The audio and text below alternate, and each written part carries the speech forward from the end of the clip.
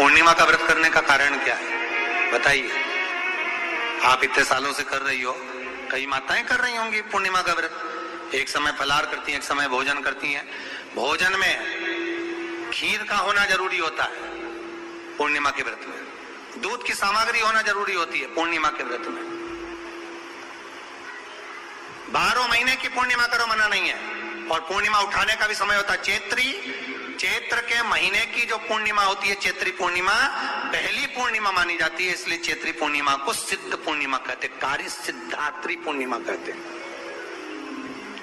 सिद्ध करने वाले, मनोरथी पूर्णिमा कहते हैं।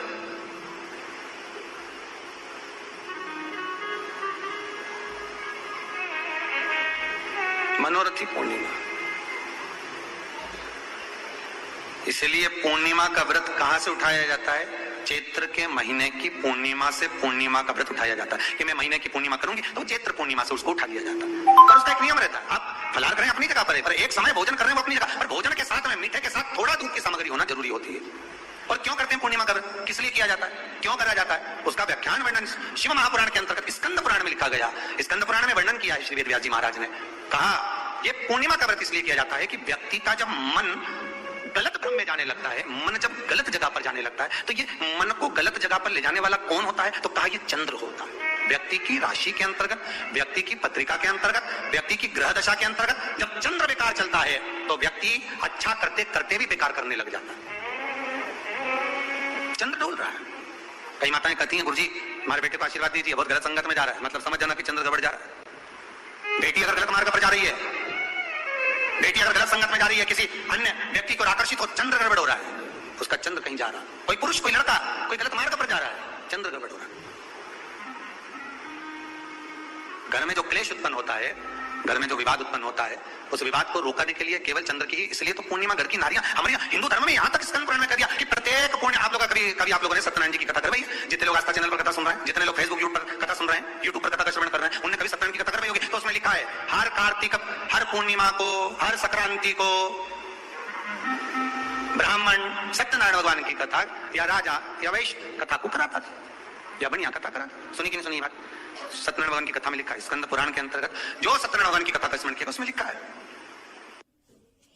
श्री शिवाय नमस्तुभ्यं। पूर्णिमा के दिन चावल का एक आखा दाना जानते हो? पूरा खंडित चावल नहीं। कितना चावल? एक दाना चावल का शंकर भगवान के शिवलिंग पर समर्पित करिए। एक बेलपत्र जिसका डंडी का मुख अपनी ओर हो, जहां से चावल चढ़ाया है, उस चावल के ऊपर अपनी कामना कर रख दीजिए और चंद्रमौली भगवान का स्मरण करिए। कौन से भगवान? शंकर भगवान का सर्वश्रेष्ठ सुंदर नाम है चंद्रमौली।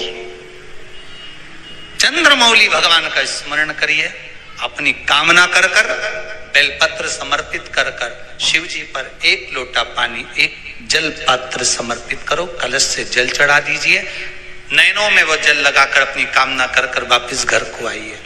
अगली पूर्णिमा आएगी, जो कामना करी है मेरा चंद्रमौली भोलेनाथ उसे पूर्ण कर ही देगा। जिसके शरीर पर सफेद दाग पड़ गए हो, चर्म रोग हो गया हो, चमड़ी सफेद पड़ गई हो, पूर्णिमा के दिन गाय जब अपने बछड़े को दूध पिलाए, उस बछड़े का मुख में जो फेन आए उसको निकाल लीजिए।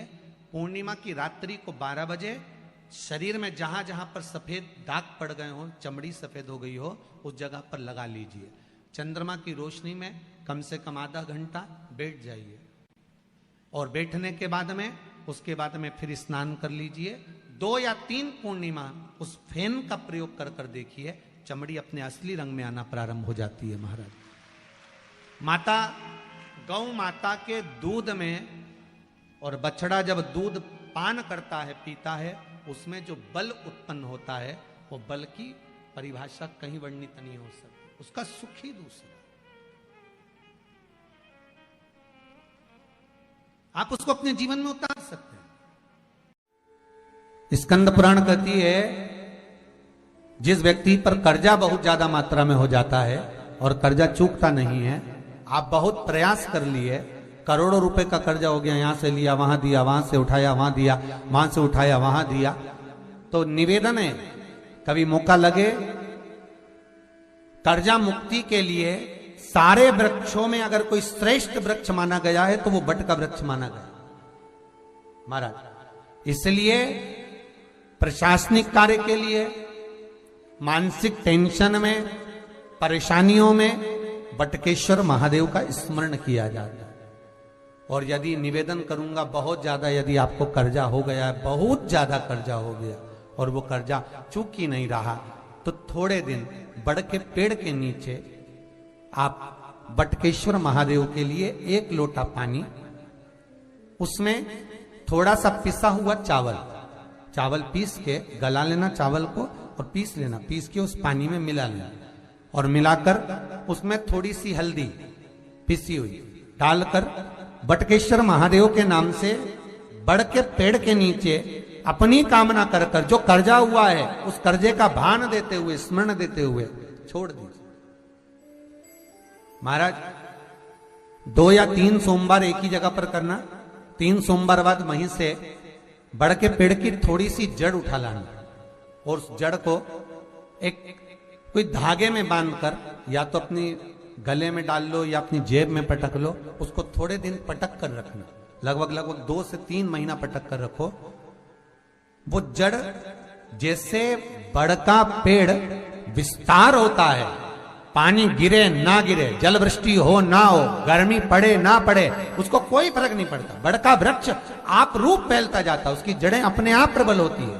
उसी तरह ये बटकेश्वर महादेव कहीं से भी अगर जड़ आपके पास में रखी है 1 महीना, 2 महीना, 3 महीना तक, तो ये जड़ अपने आप लक्ष्मी को पकड़कर खींच कर लाती है और कर्जे से मुक्त कर देती। बटकेश्वर महादेव का स्मरण सुख का देना हो। विशेष जब कामना रहती है, विशेष कामना, आज आपका मन कर गया 108 चावल के दाने मेरे को शिव जी को चढ़ाना है, 108 चावल के दाने मुझे शंकर भगवान को चढ़ाना। विशेष आज आपके मन में कोई मनोरथ बड़ा है, कोई कामना बड़ी है और बाबा से आपने विनती करी कि मेरा ये कार्य अटक रहा है, आप पूरा करोगे, मुझे विश्वास है। 108 चावल के दाने चढ़ाना है। आपने चंदन लगाया, हाथ की हथेली पर 108 चावल के दाने जो घर से गिनकर लेकर गए हो उसको हथेली में रखा।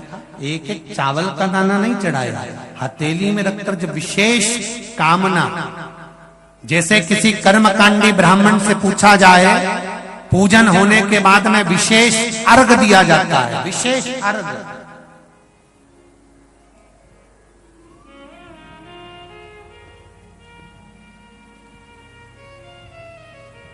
उसी तरह विशेष कामना के लिए बटकेश्वर महादेव, फिर से बोलो बटकेश्वर महादेव। एक बात याद रखना, अगर हमारे व्यापार नहीं चल रहा हो, दुकान धंधा पानी नहीं चल रहा हो, दुकान पर 24 घंटे बैठो तो व्यापार नहीं होता, घर में लक्ष्मी नहीं टिक रही हो, पैसा नहीं आ रहा हो, तो बड़ के पेड़ के नीचे, पीपल के पत्ते के ऊपर, बड़ के पेड़ के नीचे की मिट्टी को गीला कर कर पीपल के पान पर, पीपल के पत्ते पर एक शंकर जी के शिवलिंग का निर्माण करो।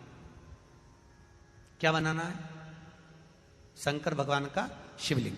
शिवलिंग बनाकर उसकी बटकेश्वर महादेव के नाम से पूजन करो।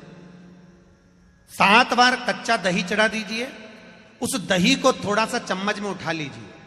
उस दही को लाकर जहां तुम्हारा व्यापार है, जहां तुम कमाने के लिए बैठते हो, दुकान पर बैठते हो, उस दुकान पर उस दही से स्वस्तिक बना दीजिए और इस पीपल के पत्ते पर जो बटकेश्वर महादेव का तुमने निर्माण करा है, इसको ले जाकर विसर्जन कर दीजिए। आपकी दुकान 3 महीने के अंदर धड़ाके से चलना प्रारंभ हो जाएगी महाराज। लक्ष्मी की कभी कमी नहीं आएगी।